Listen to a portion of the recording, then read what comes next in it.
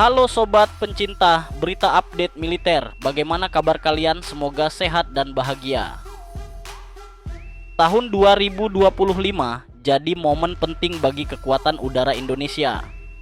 Jet tempur Rafale akan mulai berdatangan. F-6 dimodernisasi dan radar pertahanan udara diperkuat. Tapi pertanyaannya sederhana. Jika Indonesia diserang dari udara sekarang, apakah TNI Angkatan Udara sanggup menangkalnya? Dan lebih jauh lagi, apa peran TNI Angkatan Udara di tengah panasnya konflik Laut Cina Selatan dan dinamika Asia Tenggara? Inilah analisa mendalam update militer tentang seberapa kuat TNI Angkatan Udara di tahun 2025 menghadapi ancaman nyata. Kekuatan TNI Angkatan Udara tahun 2025. TNI Angkatan Udara saat ini memiliki lebih dari 100 pesawat tempur aktif, terdiri dari kombinasi jet tempur barat dan timur, seperti F-16CD dan F-16AB yang telah dimodernisasi dengan program Falcon Star EMLU.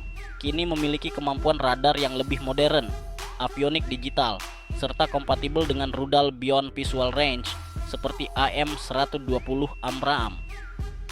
Di sisi lain, Sukhoi Su-27 dan Su-30 Flanker milik Skadron Udara 11 masih jadi andalan superioritas udara Indonesia dengan rudal jarak jauh R-77 dan kemampuan manuver yang sangat tinggi. Dan yang paling baru, Indonesia akan mulai menerima gelombang pertama Dassault Rafale, jet tempur generasi 4,5 asal Prancis yang dilengkapi radar AESA, rudal Meteor, dan sistem peperangan elektronik canggih. Kelemahan sistem pertahanan udara Indonesia. Tapi jangan salah, walau terlihat kuat, sistem pertahanan udara Indonesia masih memiliki celah.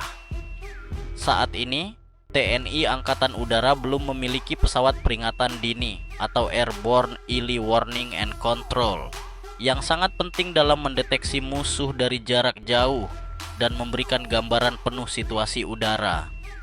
Sistem rudal pertahanan udara jarak menengah seperti NASAMS sudah mulai aktif, namun masih belum merata di seluruh wilayah.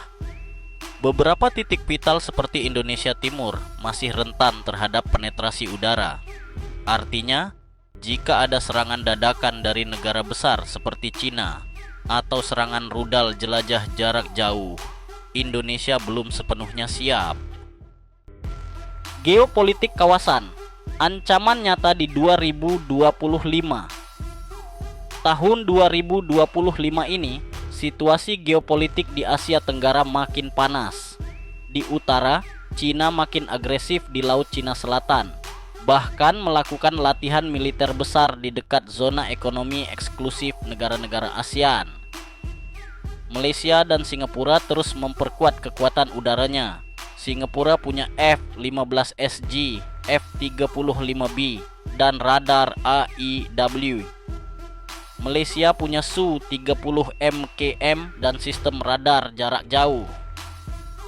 Di Filipina, peningkatan besar-besaran kerja sama dengan Amerika Serikat bahkan menghadirkan rudal Patriot dan sistem radar canggih di wilayah baratnya. Dan jangan lupakan Australia yang kini sangat aktif membangun aliansi pertahanan dengan Jepang, Amerika Serikat, dan Filipina. Indonesia berada di tengah silang konflik dan jadi penentu keseimbangan kawasan. Apakah TNI Angkatan Udara bisa menangkal serangan? Dalam skenario perang terbatas, misalnya invasi udara ke Natuna atau pelanggaran wilayah udara, TNI Angkatan Udara mampu merespons dengan cepat, terutama berkat jaringan radar yang terus diperkuat. Jet tempur F-16 Fighting Falcon dan Sukhoi Su-30 bisa dikerahkan dari pangkalan utama seperti Lanut Iswahjudi di Madiun, Lanut Halim Perdana Kusuma di Jakarta, dan Lanut Hasanuddin di Makassar. Tapi dalam konflik skala besar, kekuatan TNI Angkatan Udara saat ini belum memadai untuk melakukan dominasi udara atau mempertahankan wilayah dalam jangka panjang. Tanpa pesawat Airborne Early Warning and Control dan pesawat tanker udara, kemampuan bertahan dan bertempur secara terus-menerus sangat terbatas.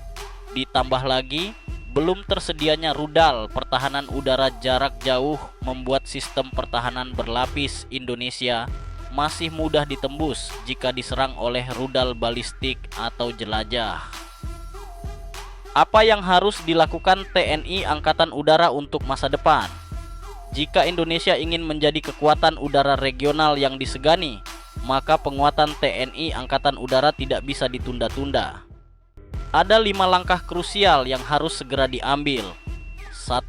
Akuisisi pesawat AEW dan C Airborne Early Warning dan Control. Tanpa pesawat peringatan dini, TNI AU seperti bertempur dalam gelap. Pesawat seperti Saab Global Eye atau RYY memungkinkan Indonesia mendeteksi musuh dari jarak ratusan kilometer sebelum mereka masuk wilayah udara kita. Lebih dari itu, AEW dan C adalah pusat komando di langit, memberikan keunggulan taktis dan respon cepat saat konflik meletus. 2. Modernisasi pertahanan udara berlapis. Indonesia butuh sistem pertahanan udara berlapis dari jarak pendek, menengah, hingga jauh. Saat ini kita baru punya NASAMS dan Oerlikon Sky Shield untuk jarak pendek. Kita butuh sistem sekelas S-400, Iris T SLM, hingga Barak 8 atau bahkan SAMP/T untuk mengamankan kota strategis, instalasi militer, dan pangkalan udara dari rudal jelajah atau drone musuh. 3. Investasi pada drone tempur dan ISR.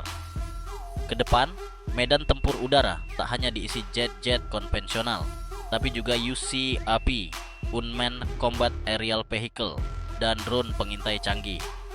Indonesia perlu mempercepat produksi dalam negeri seperti elang hitam, atau mengakuisisi drone seperti Bayraktar TB2 ANKA atau MQ-9 Reaper untuk memperkuat daya gempur dan pengawasan jarak jauh.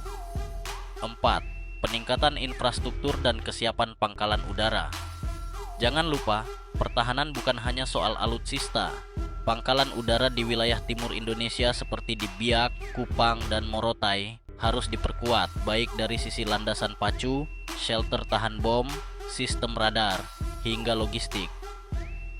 Ini penting untuk respons cepat terhadap potensi ancaman dari arah Pasifik maupun Laut Arafura. 5. Aliansi strategis dan transfer teknologi. Indonesia harus bermitra dengan negara yang terbuka terhadap transfer teknologi dan latihan bersama. Prancis, Turki, Korea Selatan, hingga Italia bisa jadi mitra penting dalam modernisasi TNI AU. Tidak hanya sebagai pembeli, tapi juga sebagai bagian dari rantai produksi regional. Saat dunia makin tidak pasti, langit Indonesia harus jadi prioritas. Kita tidak boleh hanya bersandar pada diplomasi, tapi juga harus punya kekuatan udara yang cukup untuk mencegah perang bahkan sebelum terjadi. Tahun 2025 adalah titik tolak. Rafale akan segera datang. Radar sudah lebih modern, tapi itu baru permulaan. Yang kita butuhkan adalah keberanian untuk berpikir strategis dan bertindak cepat. Karena ancaman tidak menunggu kesiapan kita. Dan pertahanan bukan soal menang perang, tapi soal mencegah perang itu sendiri. Ingat, kekuatan udara bukan hanya simbol kekuatan militer. Ia adalah sinyal ke dunia bahwa Indonesia siap menjaga kedaulatan dan tak akan tinggal diam jika langitnya diusik. Bagaimana pendapat kalian? Apakah TNI Angkatan Udara sudah cukup siap atau masih jauh dari kata ideal? Tulis pendapat kalian di komentar. Dan jangan lupa like, share, dan subscribe untuk analisa militer terkini hanya di Update Militer. Sampai jumpa di video berikutnya. Jaga langit, jaga bangsa.